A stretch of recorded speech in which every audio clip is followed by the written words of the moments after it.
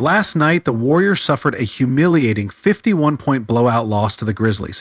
And while Stephen Curry assures us that there's no panic in the camp, behind the scenes, big decisions are brewing. What if I told you that Jonathan Kuminga, once labeled untradable, may no longer be off limits? Stick around to find out how this shocking turn could redefine the Warriors' dynasty and why time is running out. Let's start with the obvious. The Warriors, a team once celebrated for their depth and dominance, now find themselves at a crossroads. Their early season struggles have turned into a full-blown nightmare for Steve Kerr. Depth? What depth? It's like searching for water in the Sahara. Even Curry's post-game assurance, we have answers, rely, is beginning to feel like wishful thinking. So what's the root cause of these problems? The answer might lie in the Warriors' steadfast belief in their young core.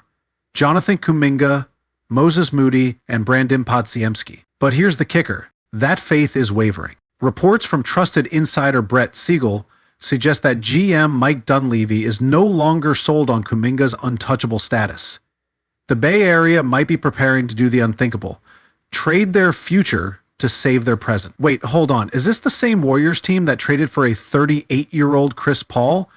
If youth isn't working and experience isn't working, maybe it's time for Steve Kerr to suit up again. Kuminga's fall from grace wasn't overnight. Let's rewind.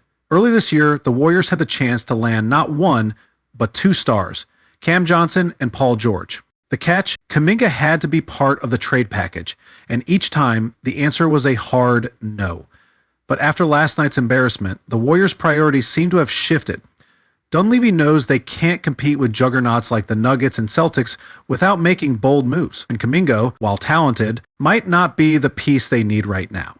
As of today, the 21-year-old is averaging 15.3 points and over 4 rebounds. Impressive for his age, sure, but is it championship material?